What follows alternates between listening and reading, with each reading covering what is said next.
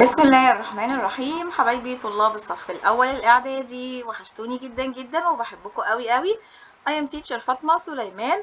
وفيديو النهاردة طبعا ما ينفعش اجي وايدي فاضية، انا جايبة مفاجأة وهدية. طبعا احنا داخلين على المرحلة الإعدادية، دي مرحلة جديدة في حياتنا، صح يا أبطال؟ صح يا تيتشر؟ طيب المفروض ان احنا نستعد للمرحلة دي ونجهز نفسنا علشان ان شاء الله تعدي بسلام ونوصل لمرحلة اعلى واحنا مرتاحين ومتفوقين ان شاء الله. طيب ايه بقى المفاجأة اللي انت جايباها لنا يا تيتشر؟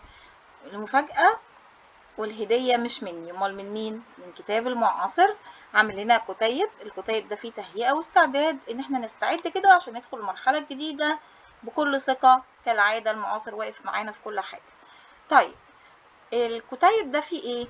جايب لنا ريفيجن من الصف الاول الابتدائي لغايه الصف السادس الابتدائي، يعني مجمع لك منهج الانجليش بتاع ال6 سنين اللي فاتوا يا بطل في كتيب كده. بيقول لك اتفضل راجع عليه وذاكر، وفي كل الخلاصه وحاجات جميله قوي هنشوفها مع بعض دلوقتي.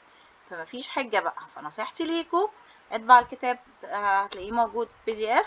اطبعه وتابع معايا ان شاء الله الشرح، هشرح لكم منه فيديوز كتيره باذن الله، وهنشرح منه الكتيب مع بعض وهنراجع مع بعض يا ابطال.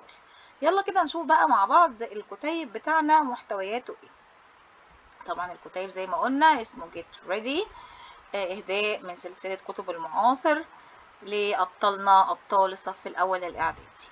يلا يا حلوين كده نشوف محتويات الكتاب بتاعي. اول حاجه هنا هو مراجع على الايه، عامل لنا ديكشنري حلو قوي، مجمع لك فيه الكلمات كلها اللي انت خدتها في ال6 سنين اللي فاتوا. اكيد طبعا نسيتوا كلمات اللي خدتوها في اولى في تانية، نسيتوا بعض الكلمات، فهو مجمع لك بقى كل الكلمات علشان تدخل وانت ان شاء الله عندك حصيلتك في الفوكابلري كويسه قوي، فالدنيا هتبقى سهله عليك. مجمع لك ده ديكشنري حلو قوي بصراحه. بصوا كده معايا من A to Z، جمع لك على حسب الليترز ترتيب الحروف، هتستفيدوا منه قوي. وراجع كده على الكلمات وشوف ايه اللي واقع منك واحفظها تاني. اوكي طيب تعالوا نشوف بقى بعد كده عندنا ايه. عندنا بقى exercise على الفوكابلري، يعني جايب لك كده تدريبات بقى يشوفك انت فعلا حافظ الكلمات ومركز وعارفها ولا لا. دي حاجة حلوة قوي انه احنا هنطبق على الايه، على اللي احنا حافظينه عشان نعرف برضو الحصيلة بتاعتنا ايه. تاني بارت معايا هو ال pronunciation، هيفكرك كده ازاي كنا بننطق الساوندز والنطق كان بتاعنا عامل ازاي. طبعا برضو مجمع ال6 سنين اللي فاتوا اهم حاجات فيهم في ال pronunciation. اوكي بعد كده جايب معايا ايه هنشوف مع بعض.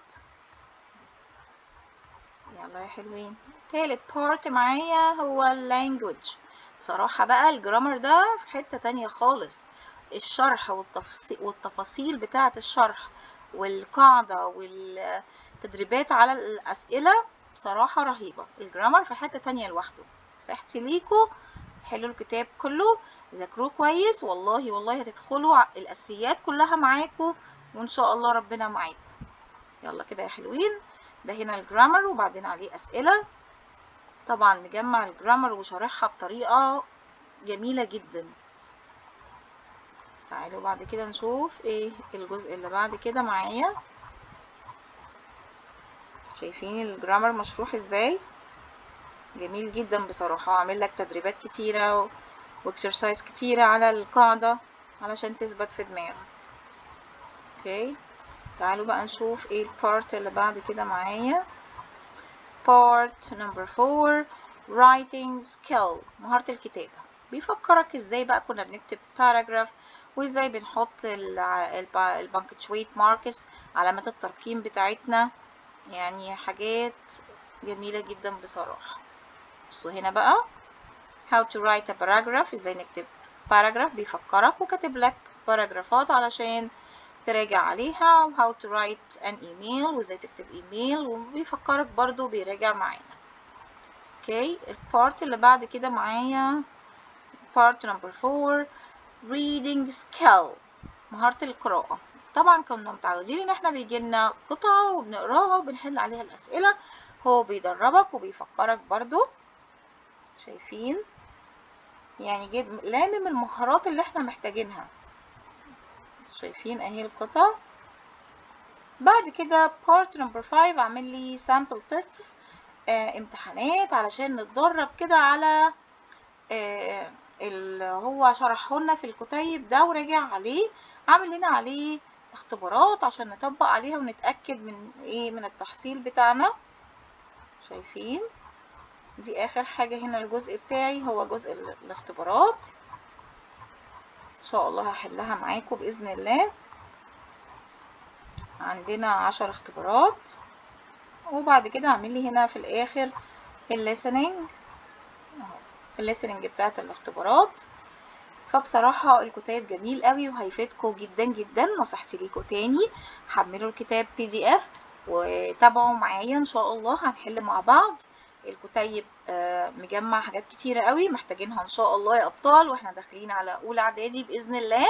اشوفكم على خير قريب ان شاء الله واحنا بنحل الكتيب مع بعض. Goodbye.